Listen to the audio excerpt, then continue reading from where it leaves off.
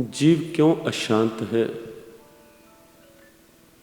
और शांति कहां से मिल सकती है, मिलेगी? इसका उत्तर है भगवद गीता। समस्या कहां है और समाधान कैसे मिलेगा,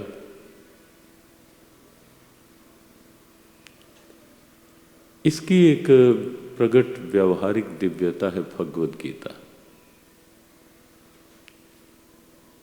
सब कुछ होते हुए भी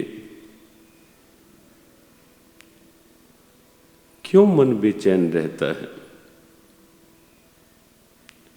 संसार में जब एक विचार दृष्टि डाली जाती है और संसार को केवल इन आंखों से नहीं, चर्म चक्षुओं से नहीं, विचार के चक्षुओं से देखा जाता है, जिसको गीता ने ज्ञान चक्षुषा शब्द कहा, तो लगता है कि मनुष्य जिसके लिए इस धरा पर आया है वो कहीं ना कहीं उसी से अलग है, उसी से दूर है। लगता है कि व्यवहारिक रूप में भी मनुष्य जो चाहता है सब कुछ प्राप्त कर लेने पर भी मनुष्य उसे नहीं प्राप्त कर पाता।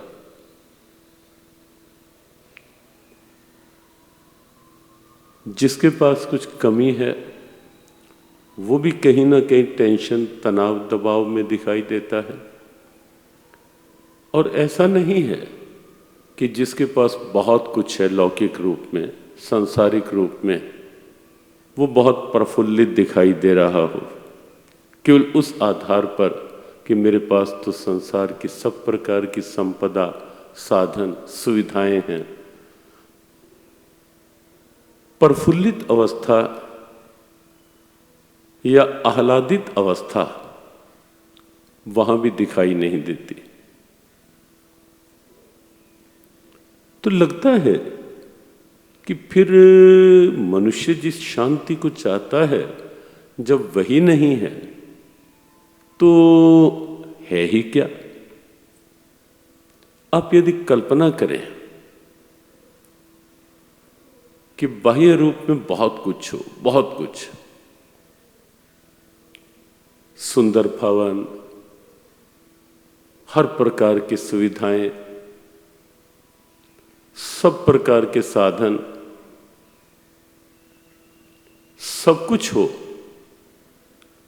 हर श्रोता अपने अपने स्थान पर अपने से इस बात को अवश्य पूछे कि यदि वो सब होने पर भी मेरे पास शांति नहीं है, बाहर सब कुछ बहुत अच्छा है लेकिन अंदर से बेचैनी, अशांति, तनाव, दबाव हर समय घिरे रहते हैं और हम उसी में गिरे रहते हैं, तो क्या लगता नहीं कि जीवन में कुछ अभाव, कुछ खालीपन, कुछ खोखलापन? और सत्य यही है वर्तमान का कि विज्ञान के द्वारा प्राप्त भौतिक सुख सुविधाओं ने